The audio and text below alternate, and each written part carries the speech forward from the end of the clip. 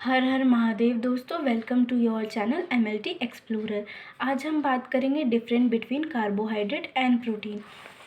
पहले हम जान लेते हैं कार्बोहाइड्रेट और प्रोटीन बनते कैसे हैं। कार्बोहाइड्रेट शुगर मॉलिक्यूल होते हैं जो बनता है कार्बन, हाइड्रोजन और ऑक्सीजन की मदद से।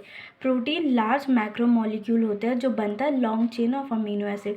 जब अमीनो एसिड एक चेन के फॉर्म में आते हैं तो वो प्रोटीन बन जाता है, इसलिए मैंने ये डायग्राम बना रखा है। ये छोटे छोटे अमीनो एसिड्स हैं। अब दूसरा पॉइंट हम देखते हैं, it is a primary source of food energy because is break down into glucose.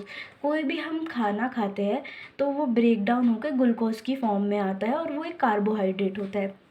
अगर हम दूसरी साइड देखें, protein act as catalyst to speed up chemical reaction in cell.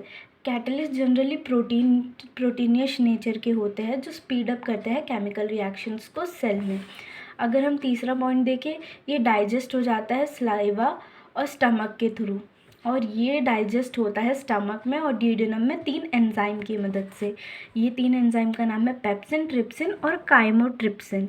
अगर हम इसके एग्जाम्पल देखें तो इसके एग्जाम्पल मैंने टाइप्स ऑफ कार्बोहाइड्रेट के बेस पे दिए है, मोनोसेकेराइड, डाइसेकेराइड और पॉलीसेकेराइड। मोनोसेकेराइड वो होते हैं जो सिंगल फॉर्म ऑफ कार्बोहाइड्रेट रखते हैं जैसे ग्लूकोज।